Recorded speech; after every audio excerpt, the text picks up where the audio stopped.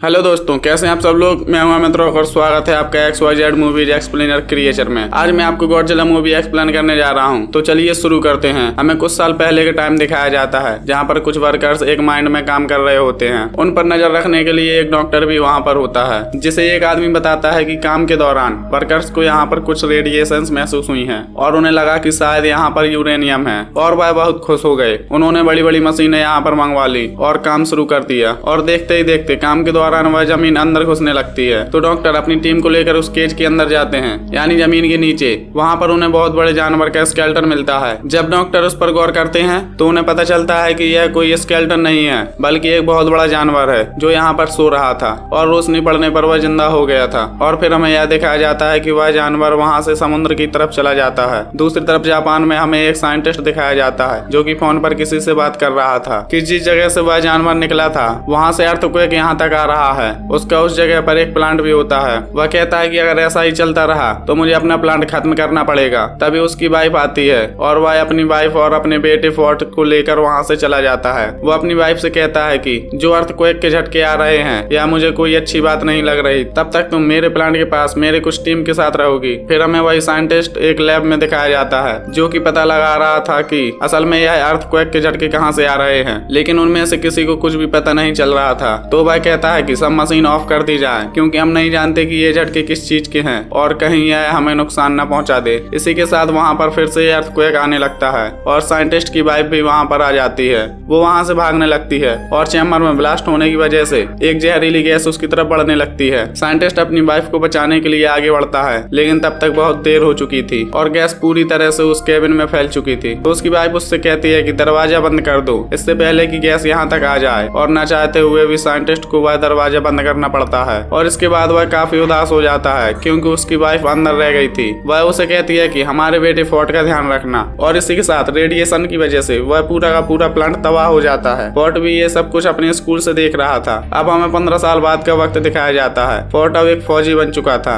और कुछ मंथ की ट्रेनिंग के बाद वह अपने घर वापस आया था और वह अब मैरिड था। तभी उसकी वाइफ को कॉल आती है कि फोर्ट के डैड को पुलिस ने पकड़ लिया है। फोर्ट अपने डैड से नफरत किया करता था क्योंकि वह समझता था कि उसकी मदर के डैड उनकी वजह से हुई, लेकिन अपनी वाइफ के कहने पर वह उनसे मिलने चला जाता है और जाकर अपने फादर को पुलिस से छुड़वा लेता है। फिर वह दोनों घर आते हैं तो उसका फादर उससे कहता है कि बेटा वह एक एक्सीडेंट था, बल्कि उसके पीछे कुछ रेडिएशंस थी और सेम चीज हम अभी भी फील कर रहे हैं, और वह अभी भी इसलिए अरेस्ट हुआ था क्योंकि वह उस जगह पर गया था जहाँ पर पुलिस ने जाने से मना किया था। वह बताता है कि मेरे दोस्त ने भी बॉयज वैकेंसी नोट की है, यानी यहाँ पर से अजीब गरीब आवाजें आती हैं, तो मुझे वहाँ पर जाकर देखना होगा और यह साबित करना होगा कि उस रोज प्लांट पर जो ब्लास्ट हुआ था कोई एक्सीडेंट नहीं था। तो फिर फोर्ट भी अपने फादर के साथ वहाँ पर जाता है। अब वो लोग नोट करते हैं कि वहाँ पर कोई भी जहरीली गैस या रेडिएशन नहीं थी। वहाँ पर पुलिस फिर से आ जाती है और उन दोनों को पकड़कर अपने साथ ले जाती है, और वहाँ पर वही डॉक्टर जो मूवी के स्टार्टिंग सीन में दिखाया गया था वह भी होता है। वह सब साइंटिस्ट से पूछते हैं कि आखिर तुम बार बार उस जगह पर क्यों जाते हो, तो वह सब कुछ बताने लगता है जो वह करना चाहता था। डॉक्टर यह सुनकर बहुत हैरान होता है क्योंकि इतनी सारी इन्फॉर्मेशन तो उसे भी नहीं पता थी। वह वहाँ पर एक बहुत बड़ी पत्थर जैसी चीज पर कुछ एक्सपेरिमेंट कर रहे थे। अचानक वह पत्थर हिलने लगता है तो वह लोग उस पर बिजली फेंकते हैं, यानी इलेक्ट्रिकल शॉर्ट देते हैं। फिर वह पत्थर टूट जाता है और उसके अंदर से बहुत बड़ा क्रिएचर बाहर आता है। वह बहुत ही ज्यादा बड़ा था और लोगों पर बिजली जैसी कोई चीज फेंक रहा था, और हमें दिखाया जाता है कि वह जानवर खुद को कैसे आजाद करवा कर प्लांट से बाहर आ जाता है और वहाँ से उड़ जाता है। अगले दिन कैप्टन आते हैं और डॉक्टर को अपने साथ जाने को कहते हैं। डॉक्टर अपने साथ साइंटिस्ट और फोर्ट को भी ले लेता है। वहाँ पर जाकर उनका हेड उन्हें बताता है कि यह क्रिएचर कोई आम क्रिएचर नहीं। जब जमीन की रेडिएशंस कम हो गई तो यह समुद्र की गहराइयों में चला गया ताकि यह वहाँ से अपनी एनर्जी ले सके। वह बताते हैं कि हमारी कंपनी को भी उसे ढूंढने के लिए बनाया गया था जो आज तक नहीं मिला, और उसका नाम गॉडजिला था, और यह वही जानवर था जिसे लोग अर्थक्वेक समझ रहे थे। और वह चलता चलता यहाँ पर जापान के एक प्लांट में आ गया क्योंकि उसे कोई ऐसी जगह चाहिए थी जहाँ से वह बहुत सारी एनर्जी एक साथ ले पाता।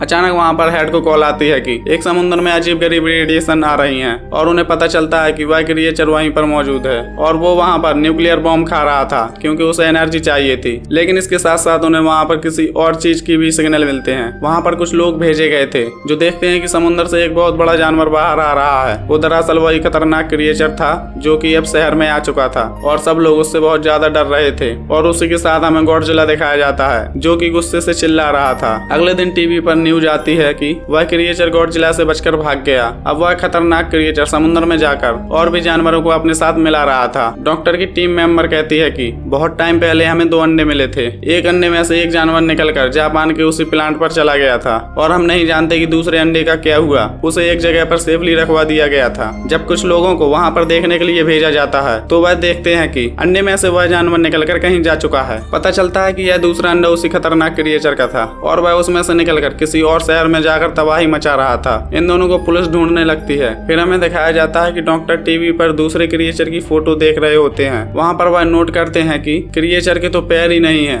जैसे पहले क्रिएचर के थे। रिसर्च करने पर उन्हें पता चलता है कि यह फीमेल है और पहला क्रिएचर मेल था। अब क्योंकि फोर्ट भी एक फौजी था तो उसे आर्मी के साथ हर जगह भेज दिया जाता है कि वह उन क्रिएचर को रोक सके। दूसरी तरफ हमें कैप्टन बताता है कि वह क्रिएचर बहुत तबाही कर रहे हैं। तो हेड उनसे कहते हैं कि हमें इन्हें एक बहुत ही खतरनाक बॉम्ब से उड़ाना होगा। तो कैप्टन कहता है कि इससे तो उन्हें फायदा होगा क्योंकि उन्हें एक न्यूक्लियर एनर्जी चाहिए और इससे वो और ज्यादा स्ट्रांग होंगे। तो हेड कहता है कि हम इसके सिवा कर भी क्या सकते हैं। वह दोनों क्रिएचर्स अपनी एनर्जी रिस्टोर करने के लिए एक समुद्र में जा रहे थे क्योंकि समुद्र की गहराई से उन्हें बहुत सारी रेडिएशंस मिलती हैं और गॉडजिला दूसरी तरफ उन्हें रोकने के लिए आ रहा था। तो यह सब लोग भी उसी समुद्र की तरफ बढ़ते हैं और वह न्यूक्लियर बॉम्ब भी अपने साथ ले लेते हैं और फोर्ट भी इन पर नजर रखे हुए था। मेल क्रिएचर वहां पर आकर उस बोट पर अटैक कर देता है और वह न्यूक्लियर बॉम्ब उठाकर वहां से चला जाता है। अब वह दोनों क्रिएचर्स उस बॉम्ब को लेकर वहां से दूर चले गए थे क्योंकि उन्हें वह चीज मिल गई थी जिससे उन्हें बहुत सारी एनर्जी मिलने वाली थी। आर्मी का और हेड का